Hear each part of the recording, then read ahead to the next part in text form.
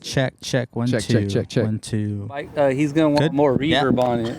You really shouldn't let this guy say things though. I'm not gonna say anything. Oh my For god. sure. You guys share that one. All right. Do we have to Okay. kiss while we I share won't it? say Oh anything. my I God. promise. Yeah, shut the fuck up. This is a comedy routine, right? This is why we're here? Do your director thing, bro. Yeah. Oh, yeah. Come on. Otherwise, we're All right, not going to feel like... Utopian Voids, Typical Oregon, take one. Snap. There you go.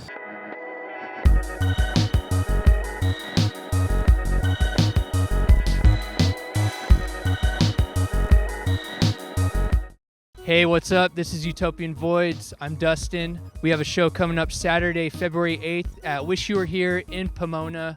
Typical Oregon, Dream Lover, Tartarians, and Deer Pond. And I will be DJing as well as DJ Poltvrgeist. I'm looking forward to a good show.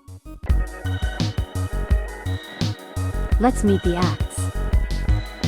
What's up, guys? This is Tom from Suburban Helltapes for Utopian Voids. I'm out here with Typical Oregon. How's it going, guys? Good. You guys want to tell us your names, tell us where you're from, tell us a little about yourselves. I'm John from Fontucky. I'm Dan. I play bass. I'm Dave. I play drums. Fontana, California. Ooh, the whistle and everything. I know you guys said you're having band drama right now and you're all fighting. No, we just lost a member. And I just wanted to ask this question. Maybe it's not a relevant question anymore, but I was going to say, I've seen you guys have been around for like 10 plus years as Typical Oregon. Like, what's the secret to like keeping a project going for that long? Beer. Yeah. Alcohol. No, I'm just kidding. Just love for music. Yeah. Love for music because I feel like we all hate each other probably playing together for so long. I love these guys. That's why. And we played in a previous band called Habitat, the three of us as well. So we've been playing for years. Tell us about together. Habitat. I want to hear more about Habitat. Yeah, tell us. This guy started it with another guy. I just met this guy named Ivan back in the day in Riverside, and we started Habitat, and then these guys joined after. Long story short. Long story short, now it's Typical Oregon. Yeah, Typical Oregon. Where does that name come from? That's a pretty unique name. I guess I was trying to write music through an organ that you usually find at a thrift store. It's like a typical thing. You'd see organs at thrift stores all the time. And so I came up with the name Typical Oregon. And I tried writing a couple of songs with the organ, but before the show, the stupid organ broke down, ironically. And I kept the name. And I thought it meant something else. Like what? Like what? I thought we were all like typical dicks, like typical male organs. Yeah, Right? I was thinking that. maybe. I think that's what it is. I like John's better. His story's better. We'll stick to that one. It's more fancy. We'll go with that one. So, yeah, so I saw you guys' most recent release on Bandcamp. That was Core from 2022. Is that correct? Yeah, I think that's the newest single we released, but there's also something a little bit newer. There's a video for Sound of Golden Days. Check it out. So what's the plan for like future releases? Like you guys have an album coming up, work on an EP or anything like that, or That's what we're working on. We're just taking our time on it. how long? How many songs? Probably 4 or 5. We're not trying to pressure ourselves, just kind of take one step at a time and work with it and not ruin it, you know. The set we're playing live right now, it's got a lot of the new songs that will be on that EP. Yeah, if you come see us, check us out live. It's new songs. We're coming up with new stuff all the time. Yeah, you guys got to come check out the show. Come see the new stuff before it's out. So you guys have any plans for like doing a physical release at all, or have you guys done any physical releases like vinyl, cassettes, CDs, anything? No. Any interest? No. Really? Streaming's the way? I don't know. I just don't. I don't know. I just feel like once the music's there, then we can possibly do that because I don't want to waste my time spending money on a record being printed out and not being satisfied with it. Yeah, everyone's streaming nowadays anyways, but I mean, it'd be cool to have some kind of physical copies, but you know, we're mostly focusing on just writing the music and getting it recorded and having it sound the way we want it to, so that'd be cool in the future, I'd say. So you guys did a show in Mexico. That's pretty awesome. Like, I think that's the first band I've talked to who's done like international shows, like set one up internationally. Like, can you tell us a little bit about that and how that went? And like, how hard is it to get a show set up in another country? It's not as hard when you have family in Mexico. I'll tell you that much. Love Mexicali. Shout out Mexicali. Shout out Primo. He knows who he is. And we love playing there. Yeah, there's this brewery called, I might be pronouncing it wrong, but it's called Malgro. But it's this brewery in Mexicali, which is a borderline part of Mexico. And they've been doing a lot of shows. And one of the bands we played with out there that are from out here in LA are called Buckets. They're pretty well known. So that was really fun playing with them over there. I just kind of randomly started hitting up people from the scene out there, and they were really open to it. Also, our buddy Eddie's cousin lives out there, so he kind of helped out too. So it was like a plus, and it turned out to be a whole lot of fun. So if you guys ever want to play out there, I don't know, I guess contact us or hit up, some of those bands from that music scene and see where it goes from there. Shout out to my stunt double, Ivan Alcone. When they play in Mexico, he usually covers for me. Sometimes I'm not able to make it to those shows. So shout out to my stunt double. He takes care of my bass parts. True. What would you say the scene is like, and so Mexicali specifically, but like, I guess anywhere, like how does it compare to the scene out here like Fontana or like the IE? I would say it's better. Yeah? They appreciate music more, I feel like. Yeah. So like every time we go out there, we get good feedback. People are really there just for the music, not just to be at a show, you know what I mean? It's cool. I love the people out there. Yeah, can you tell us about your sound? Like what kind of genre are you guys? Like how would you describe it? No, you. John, you write the music. But you guys do We too. all write it together, but I play drums. he comes with the ideas. He brings the ideas.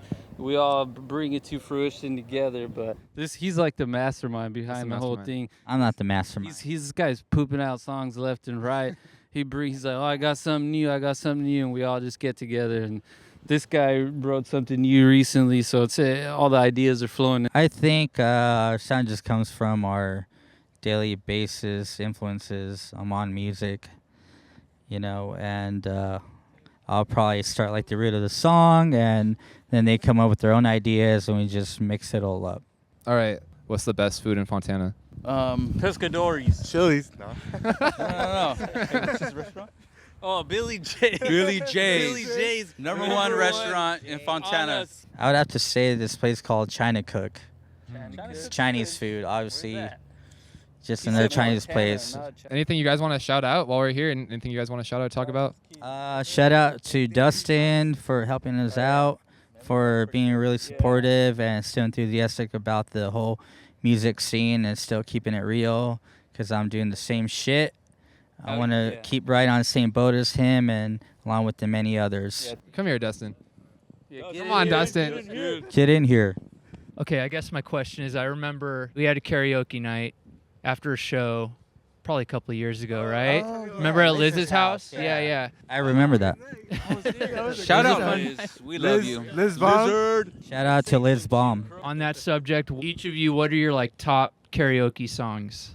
What's your go-to? Oh man, I got two. I'll sing "Dancing in the Moonlight" by King Harvest, and then I might sing some Jim Croce. I Got a Name. Yeah, that's a good one. Mine is Ronnie James Dio, Holy Diver. Mine is Piano Man, but I forgot the artist's name. Billy Joe. Piano Man. I love Piano Man. I could sing that all day. Roxy Music. More than this. My lady, come, my lady. Oh yeah, by being drunk and stupid. Here, Tom, you gotta do the outro though. Thanks, those Oh, guys. yeah. Memory Milk. Thank you guys. They always invite us. Yeah, they always invite us out to shows, and those guys are kick ass. We also have a dance routine we can do. Oh hell no. We'll do that. That's the outro. For sure. Are we always want to end on dance routine, or are we ending on No dance on this routine. light? No. No dance routine? trying to teach him, but he can't do it. No. All right, guys. This is Tommy, Suburban Helltapes, out here for Utopian Voids. Pleasure, Oregon. Oh, that was so wrong. Typical Oregon. I like a pleasure. Hey, I like Pleasure, Oregon. That's pretty good. All right, this has been Tom, Suburban Helltapes, out here with Typical Oregon for Utopian Voids. Back to you. We'll be right back. Finding good live entertainment these days can be tough. That's why we here at Utopian Voids have taken special care utilizing highly sophisticated state-of-the-art algorithms and complicated technology codes to curate events not only guaranteed to entertain, but also to inspire both reflective and energized rocking, swing, and/or bobbing. It's the perfect event for peers to mingle and enjoy specially handpicked live music. Utopian Voids changed my life. Utopian Voids changed my life. Utopian Voids changed my life. I was skeptical at first, but now I'm a believer. I went to Utopian Voids, and now I'm here. It really works. I keep Utopian Voids with me everywhere I go. Utopian Voids always has my back. Thanks, Utopian Voids. Thanks, Utopian Voids. I can't wait till the next one. So join us at Utopian Voids. It's a show you don't want to miss.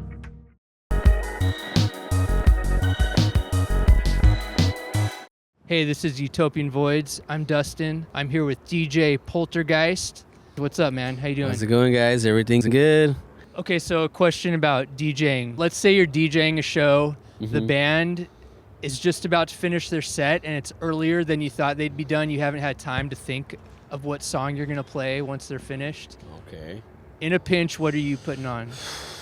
It'll probably have to be The Walk by The Cure. Definitely. That's probably like my last resort. When it comes to quick thinking, it's just speed dial, The Walk. It's just one of those classics where everyone can just get groove to. Okay, so follow up to that. Let's say you already played The Walk. What are you putting on? Ooh, oh, that's a good one. So it would actually have to be True Faith by New Order. All right. Yeah, right that's on. a good one. What did you grow up listening to? Grew up listening to a lot of metal as a kid, like Sepultura, Death, Autopsy, stuff like that, all the way up until high school. Right on. When did you start listening to like more electronic, dark wave, synth pop kind of stuff? Probably like around 2020, like when COVID hit. Had a lot of time in my hands because of all the quarantine going on. So that's when I discovered a little bit more music on that type of side. Like the first band I discovered was kind of Zymox. Actually, oh, yeah. Okay. Yeah, Climb Zymox, They Get Down. And then eventually I got to, The Cure, Joy Division, all that stuff, New Order. What's one of those like out-of-pocket songs that you like to put on at every show that's, maybe something to kind of test the limits of the crowd? Oh, yeah, I got a few of them actually. But my favorite one that would actually have to play would be this one song called Roboter by Zweihander. That song is like really thumpy. It's got a really nasty beat to it. Almost like cyber techno goth, I guess you could say. I don't know. You guys be the judge if you guys come out next week. It's very risky to play it sometimes because you just don't know what type of crowd that you're running into as a DJ. But then I played it actually at one of your other shows last December before one of the bands came on. And it went well? It went very well, actually. Yeah. Everyone was bopping their heads. I was like sweating bullets, like, was this a good choice? But then it turned out to be it was a good choice. So you have a really unique style of dancing, I'd say. You always stand out on the dance floor. Thanks, man. So where does that come from? That actually comes from looking up a lot of videos on YouTube. 80s dancing at clubs. That's what I searched. 80s dancing club bars. And then all these videos of like people dancing at clubs and like in the 80s and stuff. And I clicked on a few of them. And it's like, no one dances like that anymore. So I was like, what kind of dance moves are these, dude? Like, I gotta input some of that into some of this, into some of these feet. So that's what I did. So I started, practicing in my room, putting on some 80s music. And then from there, the music just kind of like took over. When did you start like looking up the dance moves? This was actually recently. Maybe like 2 to 3 years ago. Okay, right on. So you were headbanging for up until only like 3 years ago. Yeah, up until 3 years ago. But even then, I always loved to dance, but it was never like coordinated like how it is now. Sure. I would just, do random moves, but it was never like something that like in my head where I'm like 1, 2, 3, next move, 1, 2, 3, okay. Oh, wow. So now it's like a little bit more. It's rehearsed. Yeah, it's rehearsed, dude. Now it is. Let's see some of these dance moves.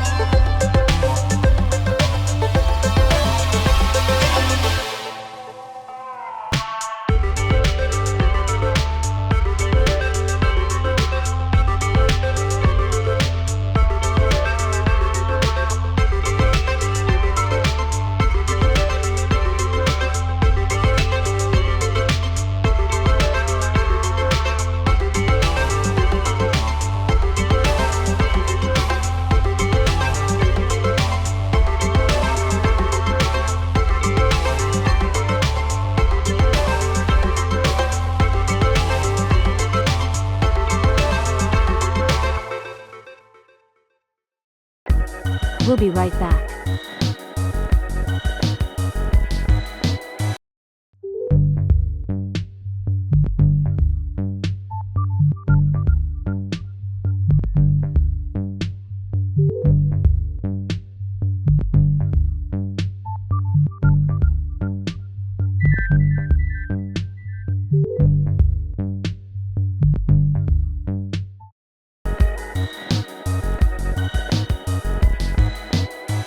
What's up? You're tuned in to Utopian Voids. This is Tom from Suburban Helltapes. I'm here with Dream Lover. How's it going today, man? It's going pretty good. Thanks for having me. Want to go ahead and introduce yourself and say where you're from? My name's Michael. I'm from Fontana, California, which is not too far from where we're at right now. I do Dream Lover. That's pretty much it. The Dream Lover project, like how would you genre classify it, or like, what are you going for with it?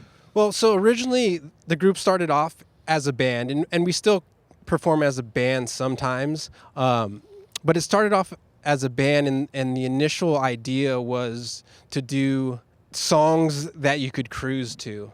So it was taking like lowrider tunes, basically like oldies without being oldies. I know there's this whole boom of oldie sounding bands now, but when we started doing it, it was taking the vibe of it and the feeling of cruising music, but making it contemporary, so not just doing straight up oldies. So that's kind of where it grew out of, and because it all stems from cruising culture, I'm able to put other elements into it, you know what I mean? I could put funk into it, and I could do hip-hop sounding stuff. So Dream Lover is kind of a mix of Southern California music. Not necessarily all these genres are from Southern California, or the bands that made that type of music are from Southern California, but it's definitely a music that Chicanos and cruising culture vibe with. And so that's kind of where it stemmed from, and now it's just a mix of all of that, you know. I saw how you described it on Bandcamp as low and slow. Yeah. I like so that. originally, it was all based off of like oldies kind of feelings, but with synthesizers. When we first started doing the group, it was just bass, keys, and drums. So, you know, as I evolved, I started, I then added a guitar later on.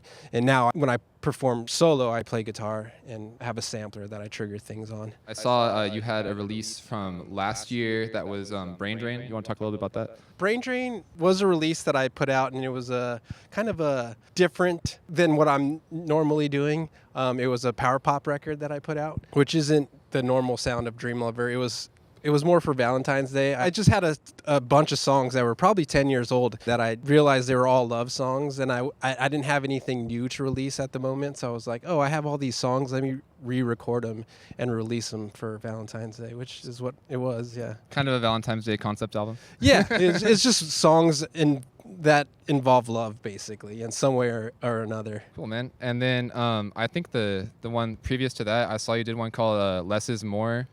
And I saw you put that on vinyl. I did, yeah. It was my first time putting something out on vinyl. Yeah, can you tell us a little bit about that and like the process of getting vinyl made and how that was for you? Yeah, it was actually pretty easy. I thought it was going to be more difficult than it was, because during the time that I made it, just before that, releasing vinyl was kind of a thing that took a really long time. But the album itself, I worked on it for a year. So a year prior, I decided that I was going to release a vinyl.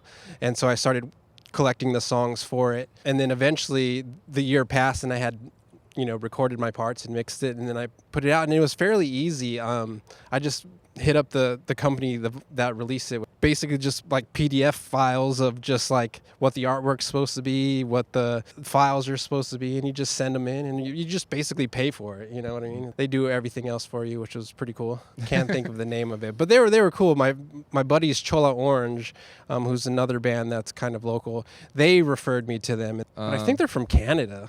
Oh, okay. Was it Duplication by any chance? No, that's the big Canadian one. It wasn't Duplication. Yeah, because Duplication's like the biggest one. I know everyone. Yeah, I know they do a lot of tapes and stuff. Yeah. That's why I pretty much order everything from. But they do vinyl also, so okay. I was curious about it. But okay. And speaking of tapes, I saw you did put out a tape a while back. This was Stream This, right? Yeah, so Stream This was kind of the precursor to Less is More. So Stream This was a lot of the tracks that ended up being on Less is More, but during that era, they were still just instrumentals. I want to say like 2010-ish, I was releasing tapes for local bands. So I have like a Sony duplicator, and I just made the tapes on my own. I saw on the Stream This release, I saw El Rey Tapes, so that was your label? Yeah, that was my Okay, little cool. label, yeah. Awesome. And then, I was looking up El Rey Tapes, and then I saw something way back, like 2016, you did a IE review compilation tape. I did, yeah. That's awesome, man. It was a lot of fun. Yeah, it's mostly just friends that that I've known over the years that played in bands, and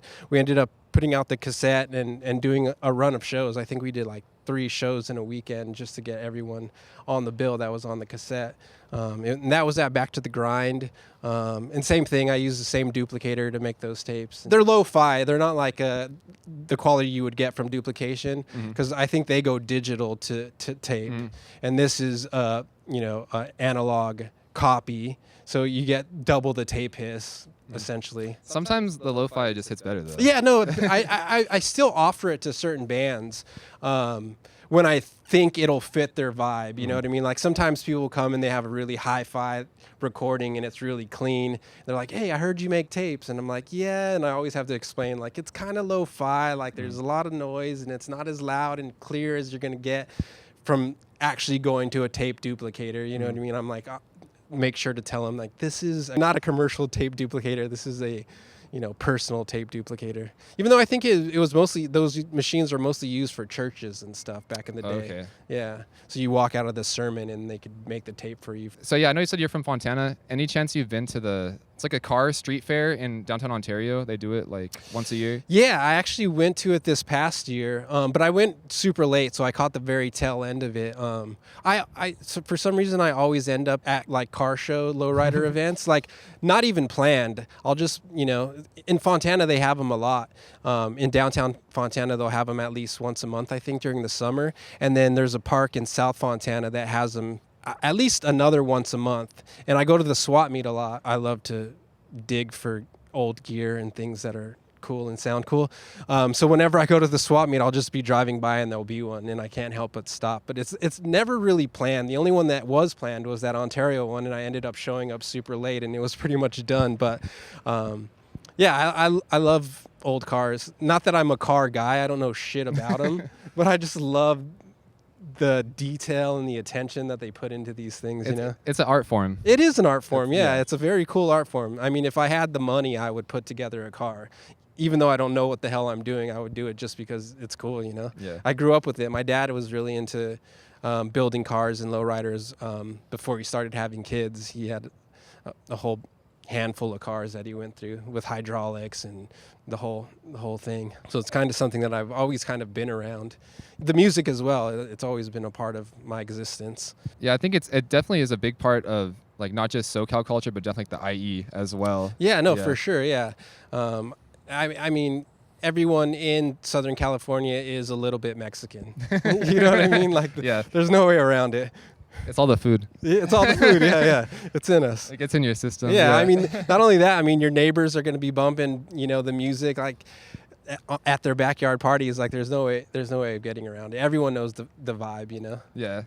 Speaking of food, is there any, like, secret or, like, underrated food spot in Fontana you want to shout out? Yeah, there's a few spots, and they're mostly carts. Not carts, but, like, trucks, There's this spot that I go to, it's called Boggs Burgers, and it's like a brisket smash burger. Oh, man. That's super good.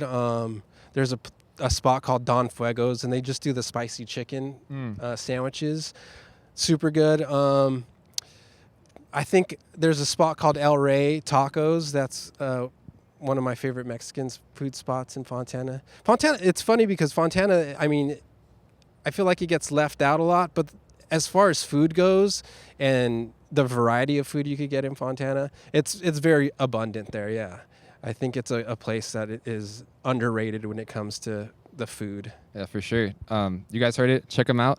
And I think also Fontana, I always see so many like house shows going on there. Like I feel like the scene there is like continuing to pop off. That's at least what I've seen on Instagram right now. And also a lot of the like the emo bands right now that are kind of becoming more popular? I've seen so many shows in Fontana lately. Yeah, Fontana always, because there's nowhere to play, you know what I mean? So the only thing you have is backyard. Yeah, growing up in Fontana, there's always been backyard parties. My buddy Fernando, he always seems to be putting together backyard shows. He does a thing called Musty Fish Bowl. Tell us about that. That sounds cool. Yeah, it's just his promotion little company that he does. Like he books at venues too, but I came to know him through backyard shows, basically. Yeah. Backyard shows where a lot of friends and connections are made. Yeah, no, for sure. You know, I work a full-time job now, so I'm not like the backyard party guy anymore. You know, even going to shows, it's been a little bit less, but I'm trying to change that this year. This is one of the reasons why I booked this show. For sure. Yeah. Start of some new stuff for 2025. Yeah, no, totally. What's in your record player? All kinds of stuff. I mean, there are some bands that locally that I've grown to love. Like Chola Orange is one of my favorite bands. Brain Story is another one that is killing it right now. As far as what I'm listening to, there's always, Parliament, Funkadelic, Brenton Wood, rest in peace recently. Pearl and the Oysters are one of my favorites. So anything else you want to shout out or talk about? Yeah, I mean, I just want to say what's up to the boys, the Dream Lover crew, Vinny, Mark, and Kent. That's the band when we play as a band.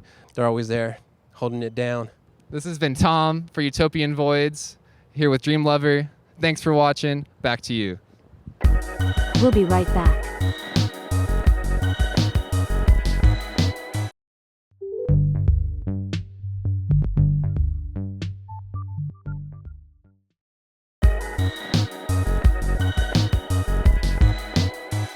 What up? This is Tom from Suburban Helltapes, here for Utopian Voids. I'm hanging out tonight with Tartarians. You guys want to introduce yourselves, tell us your names, tell us where you're from? Yeah, I'm Chris. Jordan from Glendora, California. I live in Eastvale. Let me ask you this question. Is the country called Tartaria or Tartaria? Technically, a Tartar would be anyone that basically didn't toe the line throughout history. Mongols are considered Tartarians. Different outer banks that weren't a part of main spaces were considered Tartars or Tartarians. Oh, okay. What is their relationship with tartar sauce? I actually said that should be part of our merch, that we should make our own tartar sauce. That's a great idea. Yeah, dude. I think you would be the first band to do that. Right. Probably guaranteed. And it would have to be pretty nice too, Oh, that's a great idea, man. Got the dill in there. Oh, man. You could have little sauce packets and throw them out. Oh, that'd be a good idea. Yeah. Ow, what did I just get? Yeah. All right, this is my big question. Can you tell me about Tartaria and the mud floods? Because oh man, I was starting to do a little research on that, and right. that was a huge rabbit hole I couldn't even begin to go down. It's too big of a rabbit hole, man. Yeah, I mean, I'm fascinated with different forms of history, and I like Pegasuses and Pegasi, unicorns and shit like that, dragons, and it's kind of all in that realm. Cryptozoology? Cryptozoology, yeah. So is that fantasy? Is that crypto history or crypto It's ecology? The history of crypto. That the crypto was invented in Tartaria? Yeah, exactly. That's why it was destroyed? Yeah. This whole bear. I thought of the name. For me, it's more tongue-in-cheek, haha, because he's more on that shit than me, but he liked it, so we just fucking ran with it. So I thought I was relatively well-versed in conspiracies and the like, and I had never heard of. I wouldn't have known about it without him. So I mean, it's just a fascinating one. Were you doing a solo project before, Chris? Or? Yeah, I was. A lot of these songs, they were a solo thing that I've been doing for the past 10, 20 years, and after COVID, kind of had to bring it out, and got this guy to help me, and then he totally transformed all of them, and that's what we have now. How would you guys describe your sound? Walker Texas Ranger soundtrack. No, yeah, I don't know. We, whatever, psychedelic, dark, fun. I mean, we don't want to pigeonhole ourselves genre-wise, so we just make whatever we want and ensure that it's trippy enough to go with the other trippy shit that we have. It's hard to, I don't know what to call our sound, because I don't know, it sounds kind of douchey maybe, but it's kind of some kind of alternative rock, but I don't know, psychedelic-y, progressive-y, I don't know. But we're making songs with a pretty different sound than what we have up right now, so. I think Yeah, we're trying to show what else we can do, kind of thing. The music that I've heard from you guys so far, and when I saw you guys live at I Wish You Were Here last year, I get like a space vibe. Yeah, no, for sure. It's all astrological. It's really just like accessing the blueprints of the universe. You know, it's what makes up everything. So it's all that trippy math. We want to have an element of trippiness, but also it's kind of poppy at the same time. In some ways, yeah, like keep a good melody, like it's able to be appreciated by different types of people, right? So it's like I love me some Shania Twain, and I'll get down on some MC5 and like run some MF Doom, like just pull everything, like, and be able to express that. Like the Beatles always said, appeal to the smartest person in the room and the dumbest person in the room, which is kind of wild to say, but that's the Beatles that said that. Yeah, can't take credit for that one. Yeah. We got to edit that one out, dude. We're going to get sued by Paul McCartney right now. Oh, God. What inspired you to write Shit Goes On? Like, what was the shit that happens? I kind of had it before that. It was basically just like you should care about your life. You should, take it serious. Make your dreams come true kind of thing. But then we kind of changed the lyrics a little bit after our friend committed suicide during COVID. So that's the guy actually on the cover on the Spotify. Oh, really? Mike Harms, the homie Mike Harms. Shout out Mike Harms. Shout out Mike. Yeah, man, it's a good song. It's a great song. It's got a good message too. So thank you, man. Respect that. So now you guys have put out a few songs so far. Like, what are your plans for putting out? Like, do you have plans to put out EP or album, or what's the plans? Yeah, we're going to do an EP. We have 2 songs that are going to come out right now in the next 2 weeks. And then after that, we're going to start putting together an EP. I have another lore question, too. What's the deal with the 2 pillars? It's more like an occult reference. Okay. It's Freemason kind of stuff. It's severity, mercy. It's the 2 sides of the brain. It's duality, really. It's just a symbol of duality. It's funny you mentioned this, actually. So we're trying to get these things made up by the next show, but we're gonna have like those little like bubble gum, like you get the toy like out of the 25-cent thing, and we actually I already ordered some. They're little tiny pillars. Oh, so sick. Inside that little thing, you could buy the 2 pillars. Yeah, because have the toy. That picture is so cool that you guys use, like for the I think it's your profile pic on Instagram. That's my friend Dan's house, and I was there one night. And I was leaving, and I was on mushrooms. Was taking an Uber home, and then he just had 2 pillars just sitting there on the side of his driveway. I was like, what the fuck? So I lied down on the driveway, and I just like took the pic, and Venus just happened to be up in the sky right there, and just fucking weird to have 2 pillars in your driveway like that. But he was on mushrooms. Those pillars didn't even exist. Yeah.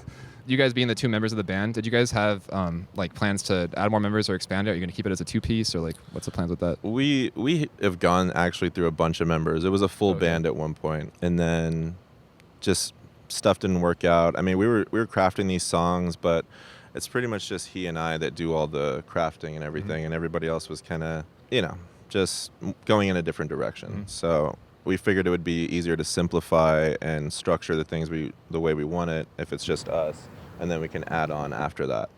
Clean the room before we put in new furniture. Oh, that's a good way to put it. I was going to say you've distilled it down to the pure essence of what you're going it's for. All alchemical. Yeah, oh, there we go. Getting some more occult going Dang, here. dude, it's crazy. Man, they're going to take this one down. We know too much. Yeah, dude, exactly. For the record, though, the bass parts on our tracks on Spotify, Joey Chrissy, those are his bass parts. Good shout out, Joey Chrissy. Still a floating bass player once we accumulate things. But yeah, he's an amazing bassist. That super crunchy bass that comes in on 2 pillars would be nothing without Joey. Any underrated food spots you guys want to shout out from where you're at? This one right here, Una Treotto. Okay, I haven't been there yet. Really dank Italian food, yeah. Super good. I'd have to say off of Euclid in Upland, right before you get to the 10, Los Magalles, Taqueria. Incredible chorizo. What about record stores? Any record stores you guys want to shout out? R.I.P. to the spot right here. Can we talk about that? Yeah.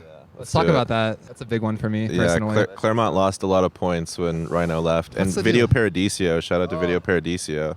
Yeah, that was a beautiful time. The restaurant that came in is good, but like, fuck that shit. Want Rhino. Bring Rhino back. It doesn't belong in Montclair. It feels so weird going in there now. Like it looks completely different. Like the inside, it's almost unrecognizable. I'm resistant to go in because of that. Like, pretty good though. It is actually pretty good. I'll get takeout. I'll say go for happy hour. Oh, there you go. Yeah, fair. Yeah, Rhino Montclair is still cool though. I mean, I wish it was closer to me. I'm in there all the time. At least it's still around. At least it's still around. Yeah. Exactly. Yeah, definitely a staple of the community here in the IE. Much appreciated, Rhino. For sure. Anything else you guys want to shout out or talk about while we're here? We're gonna play on the 8th of February at Wish You Were Here. You guys are putting that shit on. Yahweh. And Utopian Voids, blasting it out. Gonna be Utopian year. Let's hope so. We need it. We're gonna ensure that it happens. I got a question for you. Okay. So what kind of snacks do you expect to have the future bands bring you? Like what kind of snacks do you like so they can kind of get thinking about it? Okay, so some of my favorite chips, I like what you can get at Asian marketplace, such as 99 Ranch or like the Japanese markets in Little Tokyo. I'm a big shrimp chip guy. I feel like if you just give me shrimp chips, I'll be happy. Shrimp. It's a tongue twister. Trip Fantasia. All right, this has been Tom for Utopian Voids out here with Tartarians. Did I say it right that time? Yeah. Hell yeah. And thanks for listening. Thanks for watching. Thanks, back guys. to you. We'll be right back.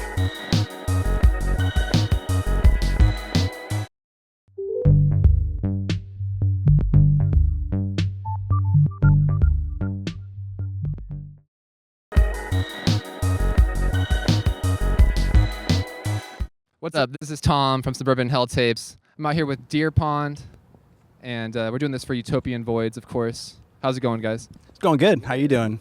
Doing good, doing good. It's a little chilly, but we got T out here. T from T. CK. as a Shout out matter of CK. fact. Big shout out CK. Big shout out Calvin, my man. Thanks, Calvin. So yeah, can you guys tell us your names and where you're from? My name's Hendrix. I play drums, and I'm from LA. My name is Zach. I play guitar. I'm from Claremont, but live in Chino. And I'm Dana. I play bass, and I'm from Laverne, but now live in Chino Hills. So you guys just put out a track, like I think this was like maybe yesterday or 2 days ago on the LA Fire Relief Comp. Yeah. Can you talk about that? Like that's really cool. So my brother, who's also from LA, he lives in New York now, but he is seeing all the fire stuff happen, and so he's feeling really homesick and really heartfelt for all of his friends and people who are being affected by the fire. So he felt really helpless out there, and he wanted to do something.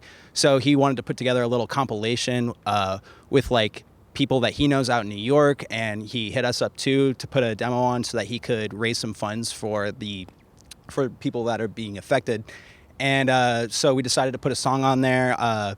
We did a song called Under the Lemon Tree. It's one of our favorite songs, so we hope that would go well with everything else. And so now it's actually, he's raised about like $800 right now. So that's awesome. He's doing really fantastic. Shout out to Nick. Shout out Nick. That's a great great purpose for putting music out, you know? Yeah, absolutely. And something else I saw you guys did recently, like I think it was like last year, but you guys did a couple of shows at Meow Meows in Pasadena. Yeah. Can you talk about Meow Meows? Because that's such an awesome store. I really, really liked Meow Meows. Meow Meows was so cool, dude. You know, they have like this really like contained stage like right towards the back, so you're like central facing and towards the front. I don't remember how we got that show though. Like with a lot of our shows, like people kind of just hit us up, and we're always down to play. So they hit us up to play Meow Meows, and I forgot who we played with first, but we had 2 shows at Meow Meows, like you were saying, and I know we played with Mechanical Grandma. We played with Ujat and Low Sweep. We met our friends Low Sweep there. It was a shout out Low Sweep. Shout out Low Sweep. And it was really small. It was really fun. The owner was so nice. I actually still have a Meow Meow sticker on my amp because cool. she gave us some stickers. Sadly, they don't let you wear the merchandise when you're performing. But, you know, business was popping. It was great. Yeah, it's an awesome store. If you guys haven't been to Meow Meows in Pasadena, please check it out. Really cool local spot. Yeah, so do you guys have any plans for like future releases? Like, are you working on an album right now? Yes, so recording right now is our top priority. We are actually scheduled to record next weekend with our friend Tristan over at East Lake Studios. That's going to be a really... Shout out East Lake Studios. It's a small business out in Lake Elsinore. Go check them out. Absolutely. That's our boy Tristan over there. We are just trying to put together some stuff for an actual release right now. We're just trying to find out how we want to sound in a recording right now too. It's both our biggest goal and biggest obstacle. I think we're all, as recording typically goes, people are picky, and all of us are very picky, and we're trying to dial in our sound. So hopefully something soon. Be on the lookout. Yeah, absolutely. We're also kind of all a little bit newer to the recording aspects of it as well. How would you describe the sound you guys going for? I like to say that the kind of music that we make, I like to say grog. Just because it's a little grungy and it's a little prog also. We like a lot of just like dynamic drums. He's kind of a powerhouse on the drums, and not to talk for you, but big fan of Tool. So dude, favorite band is Tool. Danny Carey's the man, but I really love the church gospel scene from LA, like the Bay Area too. A lot of those guys, Larnell. I'm gonna list a few names like Ronald Bruner, like Larnell Lewis. Lerone Skeeter, oh my God. If you're seeing this somehow, please say hi to me. And Eric Moore, all of my favorite drummers, man. They're all incredible.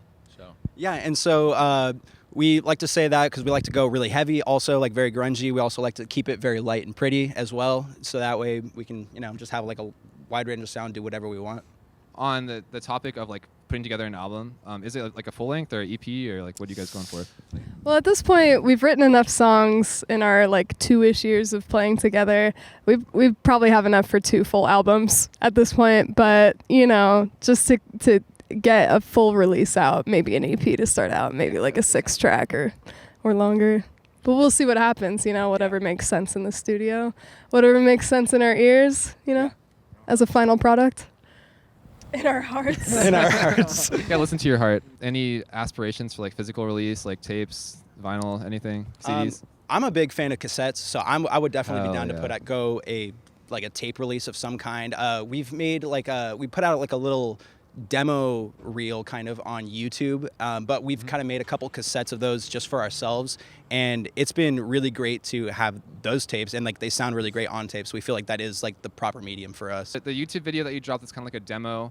It's I think I was looking at that today. It's like 25 minutes or something, 20 minutes. Yeah. It's about 6 songs or so. And so you guys said you did a few tapes for those too? Yeah. So we made a couple of those because again, we love tapes. At home with a Tascam recorder from the 90s. Oh yeah. Nice. So we also even recorded some of those songs on tape, and then just transferred them. We have also even dabbled with just thinking about do we want to record entirely onto tape? Is that the kind of sound that we want to? And again, the hardships with that is just that it's just kind of like a one take, and all right, that's kind of what you get. But that's kind of also the beauty of it also. Yeah, sometimes that adds to the beauty, I think. Yeah. It captures the live sound. It captures what we can actually bring, realistically without studio magic. Yeah, 100%. Yeah, that's dope. I'm all about the raw and authentic at-home recording, because then when you hear the band live, it's that's what they sound like, Exactly. Yeah. So how did you guys come up with the name Deer Pond? That's a pretty cool name. Here, I'll give this one. I play drums, but I play a little bit of guitar and bass as well. And a really long time ago, I got into this rabbit hole of classical guitars, the history of them and stuff. And I was watching this video on YouTube of this guy talking about it, and so I was inspired, and I made my own kind of just some riffage, and then I called that little riff Deer Pond. And then really in the early beginning, when all of us were kind of coming together, getting to know each other, we were okay, well, this is clearly something we're sticking to. It's a project we're all a part of, and what should we name it? We bounced on so many names for a while. It honestly took a long time for us to come up with just one name. And we were pocket ref for a quick second because one of our friends had something called a pocket reference book, which is it's like a little encyclopedia that has a bunch of just random information in it that you wouldn't probably need in your day to day, but it's just it has everything. Rainbow's hardness scale. Yeah, you need to know about different kind of trains. It'll happen. Oh, like that. Yeah. And Deer Pond was an early name when it was just me and Zach when we were jamming. At first, we wrote 2 songs called Eclipse and Emergence. And if you go to the Deer Pond SoundCloud, there's someone following called Vacancy. That's me, and I put those out. Just the 2 songs we recorded, and then we bounced for a while, and eventually we just settled back to Deer Pond, and that's where we are now. Sometimes you just come back to what you already got, Yeah, exactly. It just fit right, and we're all right, well, we gotta pick one and stick with it, and then it'll if it doesn't feel fully right immediately, we'll grow into it. I definitely feel like we've grown into it. Oh, Doing okay. You know what I got on. Yeah, okay, fair enough. Let's see if I'm gonna suffer for this because it's freezing out here. Oh, that's a nice shirt, man. I like that. Oh, thank you. Design. That is Zach's design. And then drew this, and Dana printed it at her college. Yeah, peep the shirt. They got awesome shirt designs. You guys should buy their shirt. And there's the train.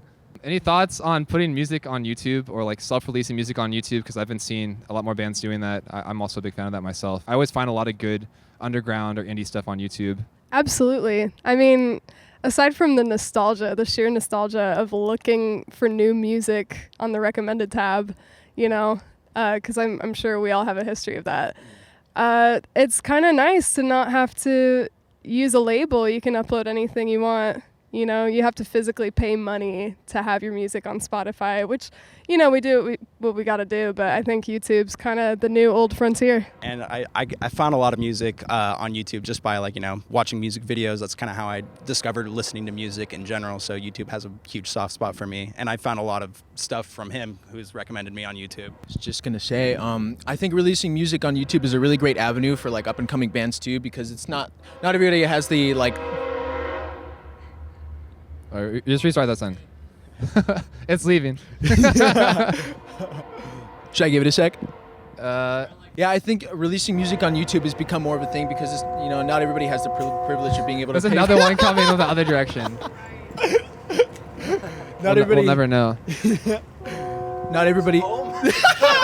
You know what? I think that's a sign from the universe. I may not be allowed to speak here. I think Spotify is canceling you guys right now. We're talking too much on YouTube. Yeah. YouTube is the way to go if you don't want to pay for Spotify. That's what I'll say. And YouTube has a lot of really great things because, you know, people record keep bands from the 90s. And, you know, what's really cool is you'll find amazing, beautiful underground bands that, like, some dad found in his attic. And he's like, oh, let me put this on YouTube. And, you know, shout out just a couple channels, Simon B and K1D. Great stuff on there. I know all about Simon B. That's a great channel. Yeah, Simon B is legit. Yeah, YouTube Core is where it's at. I feel like half the music that I've listened to, like, for most of my life is just I found it on YouTube and recommended tab. Mm-hmm. Like, absolutely. Anything you guys want to talk about, like what you're working on right now or anything coming up for you guys? Well, the three of us each have solo projects. Mine is called Eidolon. You can find me on SoundCloud at EIDELON. It's a very different sound. It's kind of taped out. It sounds like listening to your grandma's radio on a rainy day. Kind of spooky. But I also want to shout out Super Monkey Ball too on the GameCube because that's like a ritual for our band. And I think, I mean, it's not on shelves anymore, but if you can grab a copy of that game and play it, it'll bring you closer to your friends creatively than you'll ever know otherwise. So yeah, I mean, Super Monkey Ball too. That's kind of just the number one thing.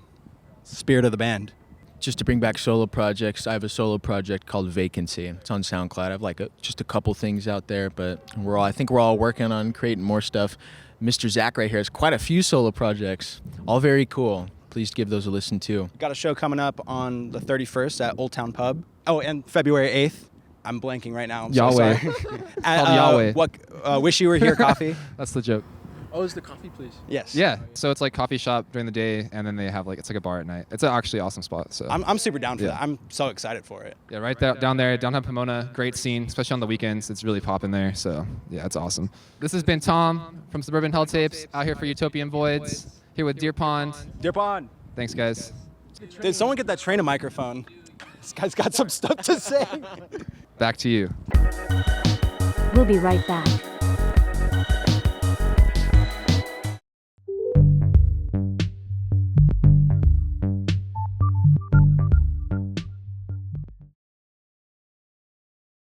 I think we got a guest appearance right now. We got the boys. What's happening? Come on. Let's go. So we're wrapping it up here. What do we got in the bag? We got a fucking surf and turf burrito. Surf and turf. I'm going to wait till I get home for this, though, honestly. Because things are going to get real intimate. I want to give a shout out to Surf and Turf because I dressed up as Surf and Turf for Halloween last year. My girl was a shrimp and I was a bull. And I was the steak. What did we learn? What did we learn today, guys? We learned that tequila is real good. I want to thank everybody that comes out to all the shows. Whenever we play with any of these guys out here in the Inland Empire, man, we play Long Beach, We play Downey, we play Riverside, we play all over, and thank you to all our friends that keep coming out and making it worthwhile. We love all you guys. Deers, we're looking forward to them. You know, we're looking forward to see playing with us too. It's that one night. What are you talking about? Deer Pond. Very nice people. They're very respectful, and we're actually looking forward to seeing, you know, being part of the list of it. I apologize a little bit right now. Hey, we'll get subtitles on that. All right, guys. I think that about does it for the show, whatever this is. All right. Pleasure, Oregon. Thanks, Dustin. All right. Thank you. Thank you, guys. Have a good night. Take care, guys. Thanks for watching.